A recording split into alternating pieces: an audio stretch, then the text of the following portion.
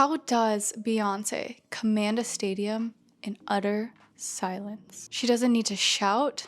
She doesn't need to prove anything. The lights dim, the crowd holds their breath, and she simply exists. She doesn't need to control anything because she's always in command. That is the difference between reaching for control and being in power. Welcome back to the Brand Archetype Breakdowns, where I decode your favorite celebrities, icons, thought leaders, and influencers through the lens of brand psychology so that you too can create a profitable personal brand. If you're ready to build an irresistible brand that your audience cannot ignore, I'm Iris Celisteria, and it's time to get started. Today, we're breaking down the #1 brand archetype that radiates timeless elegance. We're talking the Ruler Brand Archetype. When you see somebody that is the Ruler Brand Archetype, they don't necessarily just feel confident. They are radiating a sense of certainty and conviction. I am the commander of the room. You look to me for guidance. You look to me for structure. You look to me to demonstrate what excellence is. If the hero is all about the pursuit of mastery and becoming the best version of yourself, then the ruler is all about this is how things are done. Think about the ruler as the ruler of the kingdom. The ruler likes excellence and structure and form behind how things are done. It's not necessarily about becoming the best version of you, but creating the most optimal version for all those involved. When the ruler walks into the room, every single person calibrates to their energy because they are the sovereign. They are the kings of the kingdom. You look to them because they radiate so much power and influence. You think, how is this meant to be done? And you look to them unconsciously because you know that they have the answer. When the ruler speaks, everyone shuts up because they want to listen. Not because they are afraid, but because they know that whatever this person is about to say is going to radically transform my life. The ruler embodies the part within all of us that crave stability and direction and certainty, a sensation of groundedness and stability. The ruler has this hidden quality that makes every single person around them feel safe, feel stable. And when I'm talking about feeling safe, I'm not talking about feeling nurtured or like they're giving a big warm hug, but instead it's like when this person is around, literally nothing bad can happen because they are in such a strong sense of command and power. When you follow the ruler, you get excited because you can see what excellence looks like, and unconsciously you start to rise above where it is that you are now and become more grounded in your own power. But beyond the elegance and the authority, there's something deeper about the ruler archetype. Every brand archetype mirrors a human truth, and that is why they are so magnetic. The ruler brand archetype represents that structure creates freedom. The ruler reminds us that power doesn't come from trying to control things. It comes from sovereignty. Their presence says, you don't build an empire by working harder or doing more or trying to control everybody around you. Instead, it's about you being a version of yourself that makes every single person around you rise up to your level. And you can see that message everywhere. The ruler will always speak in a deliberate and measured tone. They're not overly emotional in what it is that they're saying. They're not trying to hype you up and get you motivated and inspired and excited.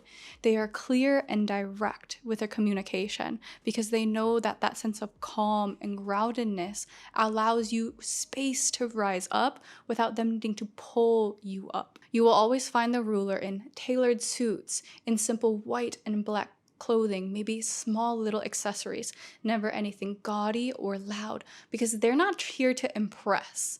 They are here about timeless, refined elegance, keeping things simple, keeping things light, but getting things exactly to the degree that they're meant to. Ruler brands will never follow trends because they are too busy creating them themselves. Think Layla Hormozi and her black and white minimalism, or Beyoncé with her golden halo, warm golden light. Nothing about the ruler brand archetype is ever random. It's not very spontaneous.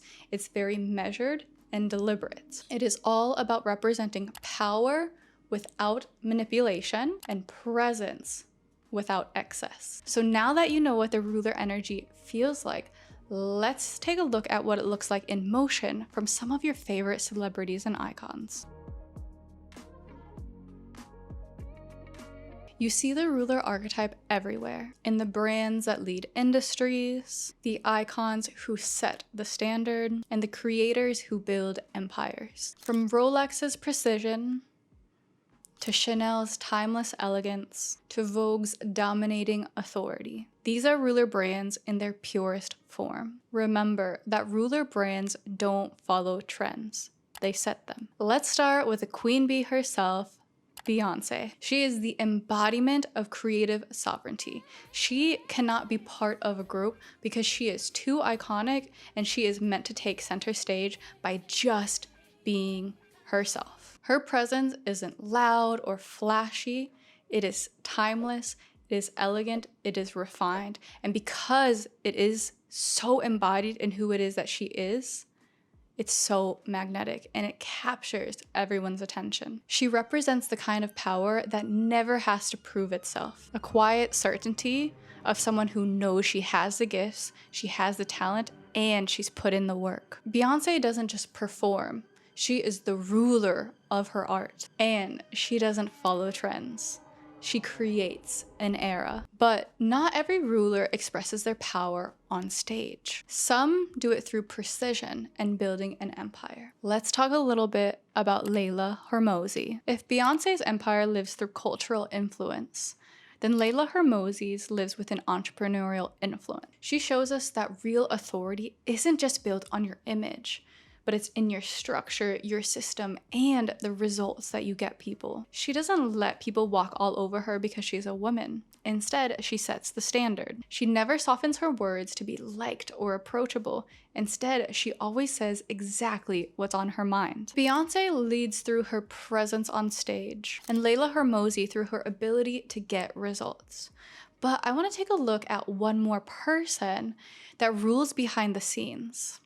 Let's talk a little bit about Kris Jenner and how she's used her ruler brand archetype to her advantage. Kris Jenner turned her family into an empire. She turned a family reality show into multiple billion-dollar brands. Kris Jenner isn't simply the manager of these brands, she is architecting the legacy that her and her family are here to create.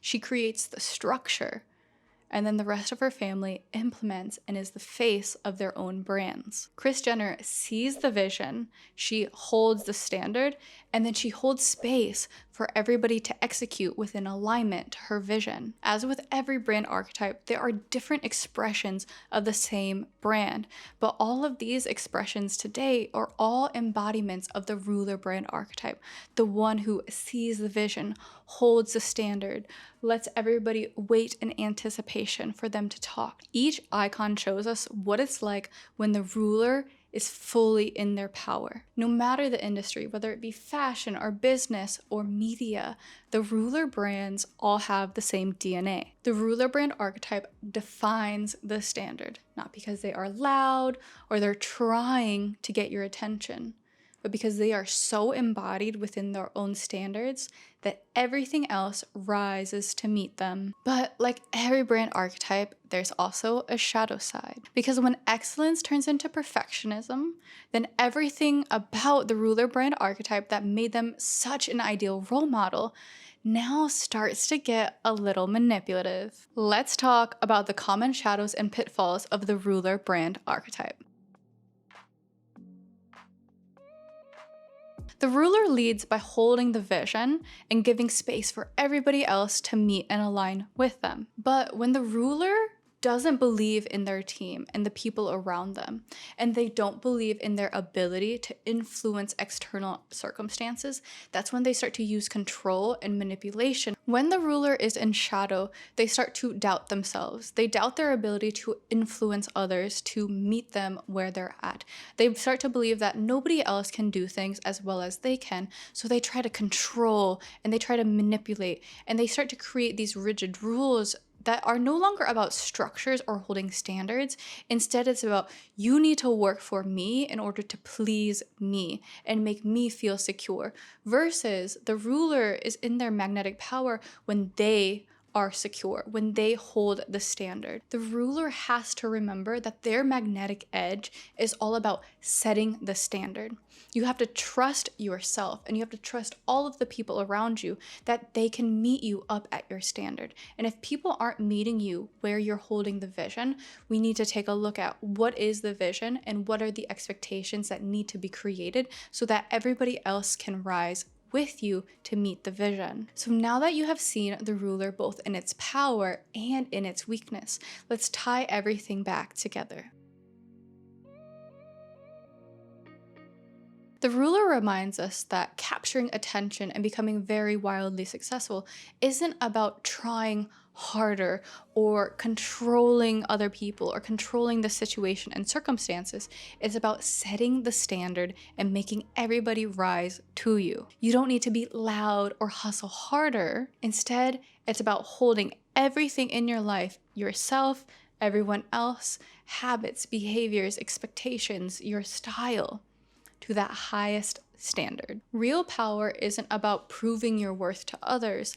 Instead, it's holding true to your own standards and being a representation of what those standards look like in practice. If you want to turn your personality into profit, this is the Brand Archetype Breakdown series, where I decode your favorite celebrities, thought leaders, influence, and speakers through the lens of brand psychology so that you too can create a profitable personal brand. If you still don't know what your brand archetype is yet, or you only know one of your 3 archetypes, I'll drop a link down in the description below to my brand archetype quiz. It's completely free and you'll get a download of all of your details. And that's a wrap for today. I'm Iris Celesteria and I'll catch you in the next one.